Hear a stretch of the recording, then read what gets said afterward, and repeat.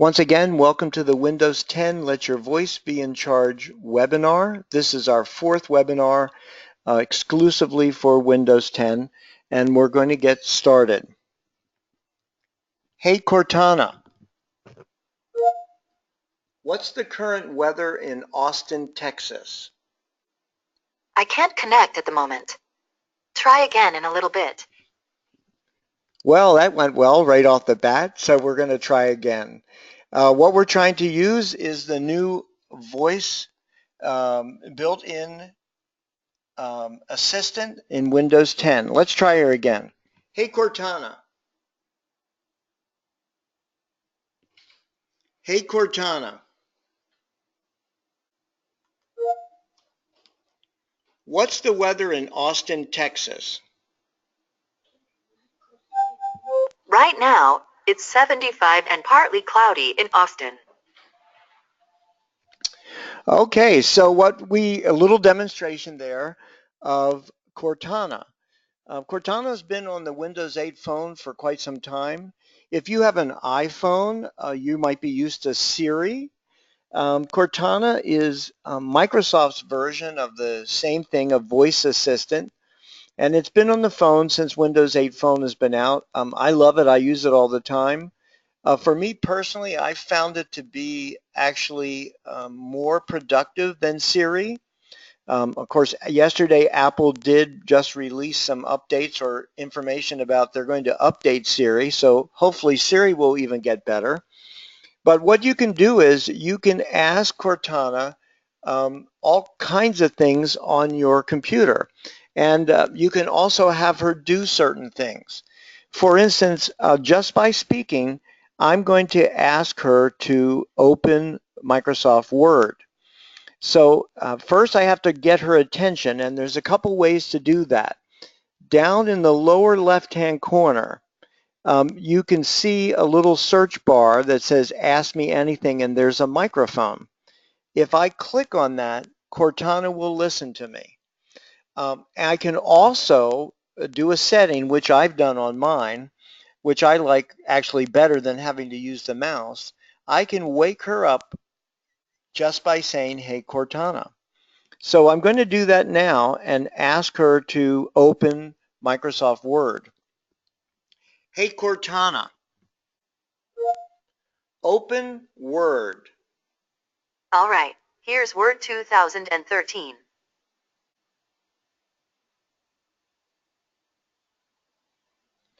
And as you can see, she opened Word for me. My hands did not touch the mouse or the keyboard. I simply talked to her and she opened Word.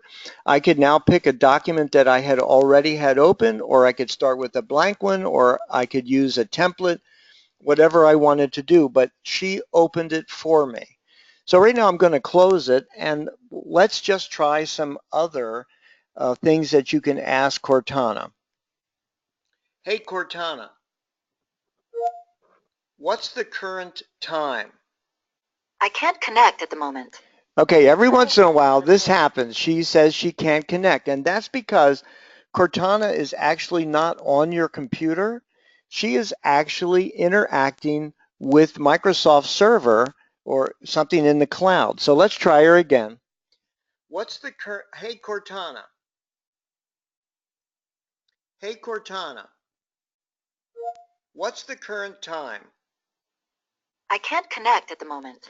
Okay, she's giving me a hard time right now.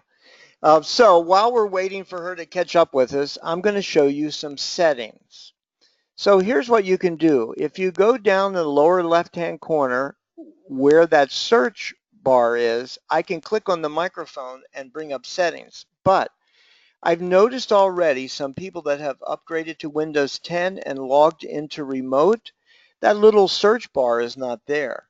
So let's look at another way to get to Cortana. I'm going to go to the Start menu. I'm going to go to the first thing right above where you click, and that's All Apps. Now I'm going to click on the A, doesn't matter which one, and I'm going to pick C for Cortana. Hopefully, if you saw our first webinar, you understand the Start menu. So I'm going to click on C, and here is Cortana. So I'm going to click on Cortana right now. And what happens is I have a number of icons on the left-hand side. The first one gives me different information based on the way I've set it up. The one I want to look at for the moment is I want to come down to the second icon, and that's called the notebook. And under the notebook, we have something called settings. So I'm going to click on settings. All right, so when we get setting, um, when we get on settings, you can see first of all that I can turn on or off the ability of Cortana to give me suggestions, reminders, alerts, etc. Normally you would want that on. The next thing down is you can have her respond to Hey Cortana, which I like a lot. So I have that on. By default, it can be off. Then you can have her respond best to anyone or just to me. Now, this is really kind of in the learning stage because Joyce found when she tried to speak to Cortana on my computer, Cortana had a tendency to ignore her. But she doesn't ignore me, fortunately. And then there's other things on the settings that you can look at and set. Um, so that's the thing that you want to be able to look at. Now, to get the search bar, if it's not there, I go anywhere on the task bar. Remember, the task bar it's usually at the bottom. You can actually put it on any side or top, but normally by default it's at the bottom. I come over here on the right. If you look at the arrow, you can see I'm on the right where there's nothing, and I right click. And when I right click on that menu, there's Cortana. I can hide her, I can show the Cortana icon, or I can show the search bar, which is the way I have it, show the search bar. So let's try her right now and see whether she's going to connect for us right now. Hey Cortana. Hey Cortana. What's the current time? I can't connect at the moment. Okay, for whatever reason, we can't connect with her right now, which is a shame because earlier today when I practiced this, she connected every time. So that means there's an issue with the server. This happens on the phone also. It also happens on the iPhone with Siri. Sometimes they just can't connect for whatever the reason is. So I'm going to try again because I want to see if I can get her to give us some directions. Give me driving directions to Port St. Lucie High School.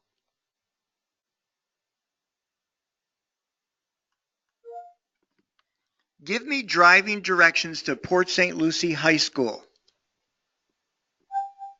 Sure. Getting you directions to Port St. Lucie High School. Okay, so this time she did connect, and what she's doing is she's getting me driving directions from where we are to Port St. Lucie High School. And, it brings up a map, and now I could run the map and run the directions and get step-by-step ways to get from where I'm located right now to Port St. Lucie High School. Let's try another question and see if she can answer that. Hey, Cortana, how long will it take me to drive to New York City? It'll take 18 hours and 8 minutes to drive to New York. It's about 1,166 miles away. So as you saw there, she gave me how long it would take, how many miles away.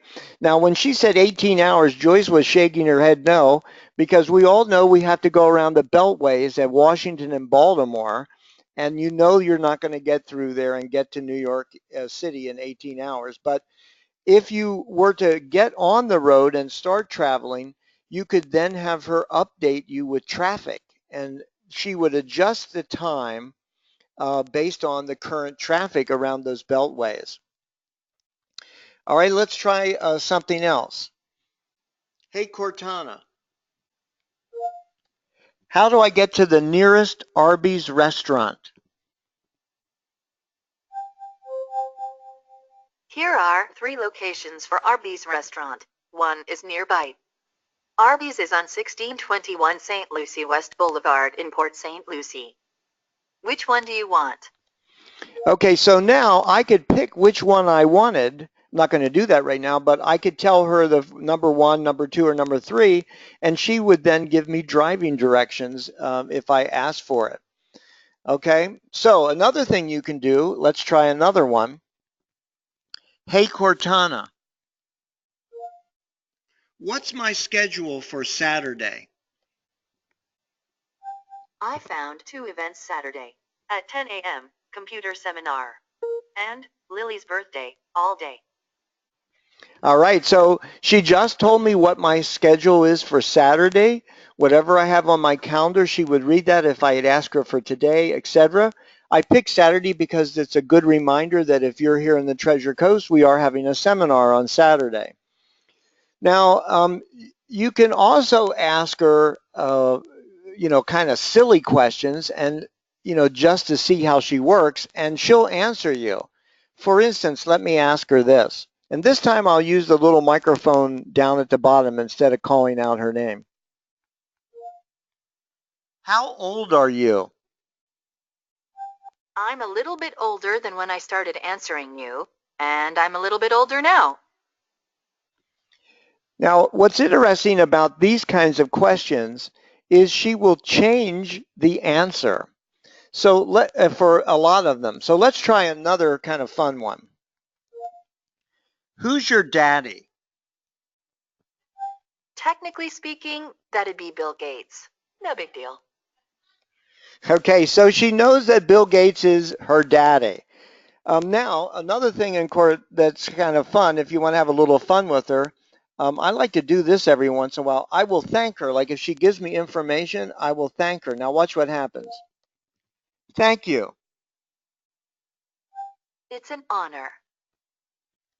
Now that time when I said thank you, she said it's an honor. Sometimes she'll respond, it's my pleasure. She'll give different responses. And Microsoft's idea really is that it's going to expand, that she really become a real assistant. Now, there's a couple places that this is really a great feature. I have some customers, um, they have arthritis in their hands, and typing is difficult, or sometimes using the mouse is difficult for them. Cortana is a great assistant to do a lot of these things, like I gave you these examples. And you can have her open programs. You can have her search on the web. For instance, let's try this one. Where's the nearest restaurant? Now, what happens here, instead of giving me a voice response, she brings up a Bing search for where's the nearest restaurants. And then right on that page, I can see at least 5 that are close to me, different restaurants. And so any kind of search, I can ask her to search. And then she automatically opens the browser and opens Bing and searches for me. Again, it's a great way if you do have trouble hand-wise, either typing or using the mouse. But even if that's not the case, she can cut down on your time doing, searching for certain things. Like I said, when I said, where's the nearest RB restaurant? Okay, if I did that without her, I would open a browser, I'd go to Google search or Bing search or whatever search I'm using. I might search Arby's restaurants. Then I might have to go to the locations on Arby's website or whatever. She cut all that out. And then other things very quickly, like she gave me the current weather in Austin very quickly without me having to go look for it. She's a very good assistant, and there's lots of reasons to use her. And what's really good is that she's going to develop more and more as time goes on, that she will be able to assist you more. So if you've already upgraded to Windows 10, or when you do upgrade to Windows 10, um, Cortana by default, meaning out of the upgrade, will not actually be turned on. So what you'll want to do is you'll want to go to the start menu like I showed. You'll want to go to all apps. You'll want to get to Cortana, which I'm doing by going to the alphabet. And when you get to Cortana, when you open it the first time, she will ask you, do you want to set it up? And then you set it up. You can put it like, for instance, when I first just opened this, it's very light and hard to see. But when I first opened Cortana, I'll do it again here. And if you look very quickly at the top, it's very light. But you'll see that she says, how else can I help you, John? She knows that it's me. So if you have more than one account on your computer, like let's say you and your spouse each have an account, um, it would, you know, be based on whichever account you're in. So it would either be, hi John or hi Joyce, whatever the case might be, once you get it set up. Now, there are a lot of options. You can give, like when I just open her right now, you can see that it gives me a lot of information. And this information is based on my settings. So once again, if I go to settings, I can tell it, or if I go to the notebook, I can tell it what to, that I'm interested in. Am I interested in finance, meetings, movies, news, whatever? And if there's something that I'm not, like for instance, let's say I don't want her to tell me anything about finance. I click on finance and now I could turn that card off. Or if I am interested in finance, I could leave it on and now I could add a stock. So for instance, suppose that I want to know what Disney is doing. If I happen to own Disney stock, I can see that on the New York Stock Exchange, the code for that is DIS. I pick that. And now she will tell me when I first open her up, or if something sort of dramatic happens with Disney, she will show me what's going on with it. She'll tell me, or it'll pop up, whatever the case might be. So you can do that with any of these. Not interested in sports? Click on sports and turn it off. Are you interested in sports but you want to track a particular team? You can add the team. There's so many ways that you can use her to interact so that you don't have to. So going back to the finance for a minute, instead of me having to have some program on or something, or having to go to the stock exchange or to Disney, I can have her tell me what Disney stock is doing just because I selected that under finance. Under sports, if I'm a Nashville Predators hockey team sports fan, I can add that, and she will keep me notified of things that are happening. So the great thing about Cortana is she's very customizable. There's so many things you can do. Um, and again, either under those or under the settings, so many different things you can do. And here's what I have to tell you. In 30 minutes, a 30-minute webinar, we couldn't possibly go over all the settings. So this is where I have to say to you, sometimes people don't get the greatest use out of a program on the computer because they're afraid to fool with it. Well, I'm telling you that, especially with Cortana, that's exactly what you have to do. You have to get in there. You have to play with the settings. You have to make Cortana work for you, and she will. And so that's the kind of thing that you have to do. But there's so many things that she can do for you if you customize. Now, I want to show you one other thing here on the menu when you bring it up. I showed you the settings.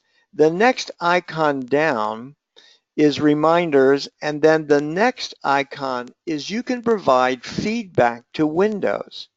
You can give them ideas for what you'd like to see Cortana do.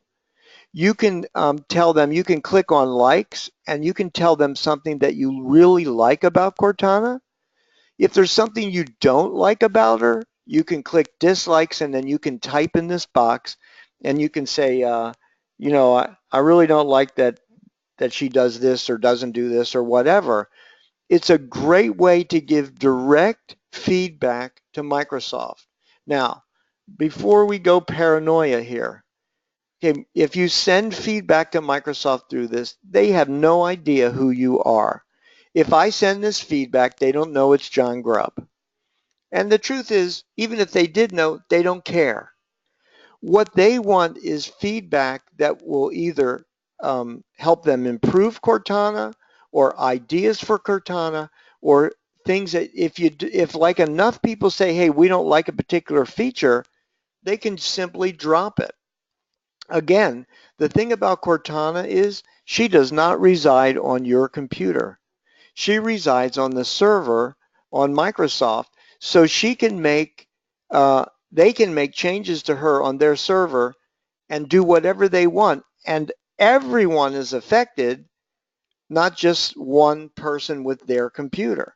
So there's a lot of neat things, and they have made changes. To give you an example, one of the things that used to infuriate me about Cortana when she first came out was I would be driving, it was on my phone, and I'd be driving and I'd ask her, I'd say, what time is it? And instead of telling me the time, she would bring up a web page with the time. Well, I'm driving. I can't look down at my phone and look at a web page. So now, what time is it? It's 9:26 a.m. in Port St. Lucie. So that time, you may have a little trouble hearing her that time, but she actually tells me the time. I can hear her telling me the time. So instead of me having to look at a web page, I get the time. So that's something that I had disliked from the get-go, and I'm sure enough other people did, that they finally fixed that. They made it that if you ask her for the current time, she will read back to you the current time instead of sending you to a web page. So that's the kind of neat thing about Cortana. All right, so we're just about at the end. Hang on just a second.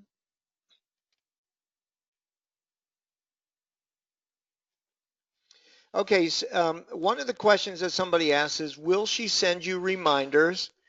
Do they just pop up or does she speak them? She will send you reminders. Currently, they only pop up. She doesn't read them. So like I use Cortana reminders on my phone all the time. Um, and she will read back the reminder, like if I ask her for a reminder, she'll read it back to me. But when it comes time for the reminder, you'll get a pop-up. She doesn't read it back to you. Now, there's an idea as a perfect example. If you would like her to be able to read back the reminder, that would be a suggestion where I just showed you where you could go and you could put an idea and type it and send it to Microsoft and say, it would be great if Cortana could read a reminder when it's time for the reminder to pop up.